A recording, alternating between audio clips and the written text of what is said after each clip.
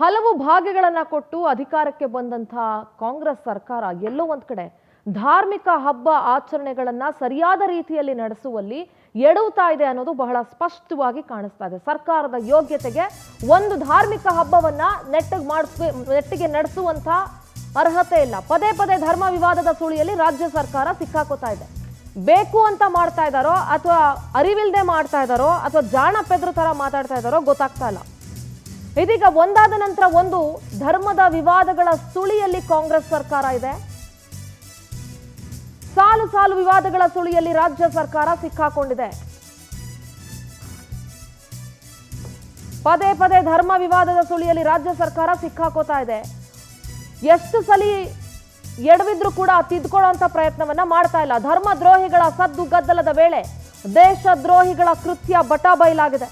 ಪಾಕಿಸ್ತಾನದ ಪರ ಜೈಕಾರವನ್ನ ಹಾಕಿದ್ದಾರೆ ಪರಮ ಪಾಪಿ ದೇಶದ್ರೋಹಿಗಳು. ಈದ್ ಮಿಲಾದ್ ಮೆರವಣಿಗೆ ಸಂದರ್ಭದಲ್ಲಿ ಪಾಕಿಸ್ತಾನದ ಪರ ಘೋಷಣೆ ಕೂಗಿದ್ದಾರೆ. ಅಷ್ಟೊಂದು ನಿಮ್ಗೆ ಪಾಕಿಸ್ತಾನದ ಮೇಲೆ ಪ್ರೀತಿ ಇದ್ರೆ ಕರ್ನಾಟಕ ಭಾರತ ಬಿಟ್ಬಿಟ್ಟು ಹೋಗಿ ಪಾಕಿಸ್ತಾನದಲ್ಲೇ ಅಲ್ಲಿ ಒಂದು ತನ್ನಕ್ಕೂ ಭಿಕ್ಷೆ ಬೇಡ್ಕೊಂಡಿರಿ ಅಲ್ಲೇನೆ. ಶಿವಮೊಗ್ಗ ಜಿಲ್ಲೆ ಭದ್ರಾವತಿ ನಗರದಲ್ಲಿ ಈದ್ ವೇಳೆ ನಡೆದಂತಹ ಘಟನೆ. ಹಬ್ಬದ ವೇಳೆ ಗುಂಪಿನಲ್ಲಿ ಪಾಕಿಸ್ತಾನಕ್ಕೆ ಕಿಡಿಗೇಡಿಗಳು ಜೈಕಾರ ಹಾಕಿದ್ದಾರೆ. ಪಾಕ್ ಪರ ಘೋಷಣೆ ಕೂಗಿದವರ ವಿರುದ್ಧ ಕ್ರಮಕ್ಕೆ ಒತ್ತಾಯ ಕೇಳಿ ಬರ್ತಾ ಇದೆ. ಈ ಸರ್ಕಾರಕ್ಕೆ ಏನಾದ್ರೂ ಸ್ವಲ್ಪ ನಾಚಿಕೆ ಮಾನ ಮರ್ಯಾದೆ ಬೆನ್ಮೂಳೆ ಅನ್ನೋದು ಏನಾದ್ರೂ ಇತ್ತು ಅಂದ್ರೆ ಧರ್ಮಾತೀತವಾಗಿ ತಪ್ಪಿತಸ್ಥರ ವಿರುದ್ಧ ಕ್ರಮ ತೆಗೆದುಕೊಳ್ಬೇಕು. ಅಂಡ್ ಭದ್ರಾವತಿ ಠಾಣೆ ಪೊಲೀಸರು ಪ್ರಕರಣ ದಾಖಲಿಸ್ಕೊಂಡು ತನಿಖೆ ನಡೆಸ್ತಾ ಇದ್ದಾರೆ. ಬರೀ ಪರಮೇಶ್ವರ್ ಅವ್ರ ಬಾಯಿ ಮಾತಿಗೆ ಹೇಳ್ತಾರಲ್ಲ, ಹಂಗೆ ಹೇಳಿದ್ರೆ ಆಗಲ್ಲ. ಕ್ರಮ ತಗೊಳ್ತೀವಿ, ಸಣ್ಣ ಪುಟ್ಟ ಘಟನೆ ಆಗಿದೆ ಅಂತ ಹೇಳಿದ್ರೆ ಆಗೋದಿಲ್ಲ. ಮುಲಾಜಿಲ್ದೆ ಕ್ರಮ ತೆಗೆದುಕೊಳ್ಳಲೇಬೇಕು.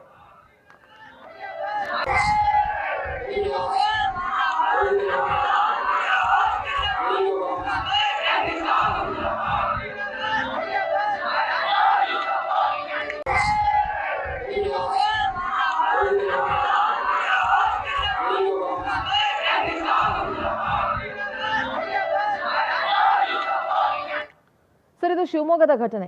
ಇಲ್ಲಿ ಕೆಲಸ ಮಾಡಿಕೊಂಡು, ಇಲ್ಲಿ ದುಡ್ಕೊಂಡು, ಇಲ್ಲಿ ಅನ್ನ ತಿನ್ಕೊಂಡು, ನೀರು ಕುಡ್ಕೊಂಡು, ಗಾಳಿ ಸೇವಿಸ್ಕೊಂಡು ಪಾಕಿಸ್ತಾನದ ಪರ ಘೋಷಣೆಗಳನ್ನ ಕೂಗ್ತಾರೆ ಅಂತಂದ್ರೆ ಅಲ್ಲೇ ಹೋಗಿ ಬದುಕಬಹುದಲ್ಲ ಸರ್? ಅಲ್ಲಿರೋರು ಹೆಂಗೂ ಭಿಕ್ಷೆ ಎತ್ತುತ್ತಾ ಇದ್ದಾರೆ, ಇವರು ಹೋಗಿ ಅವ್ರಿಗೆ ಸಪೋರ್ಟ್ ಮಾಡ್ಬೋದಲ್ಲ?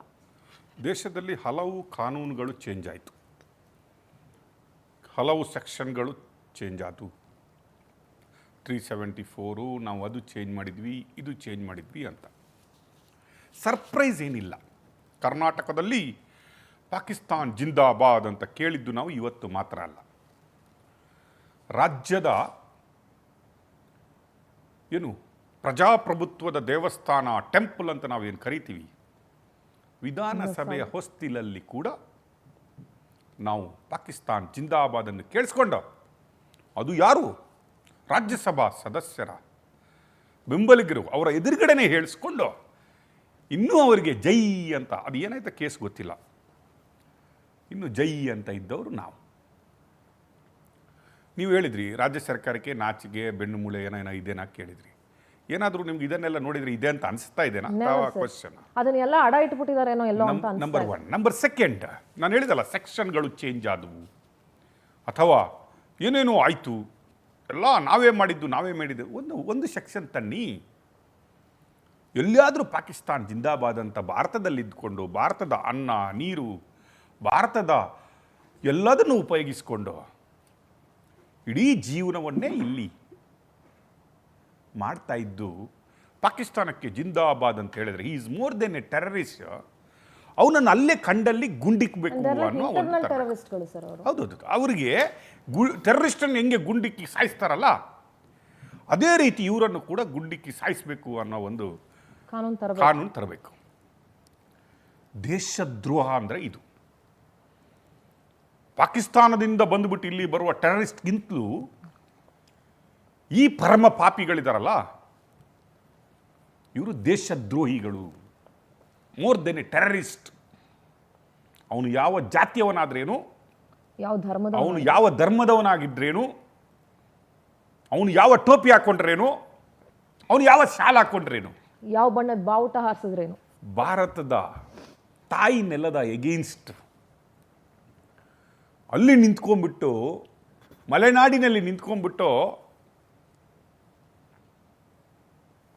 ನೀವುಗಳು ಪಾಕಿಸ್ತಾನ್ ಜಿಂದಾಬಾದ್ ಅಂತ ಹೇಳೋದಾದ್ರೆ ಅಲ್ಲಿ ಅವನನ್ನು ಯಾರಾದರೂ ಸಾಯಿಸ್ಬಿಟ್ರು ಏನು ತಪ್ಪಾಗಲಿಕ್ಕಿಲ್ಲ.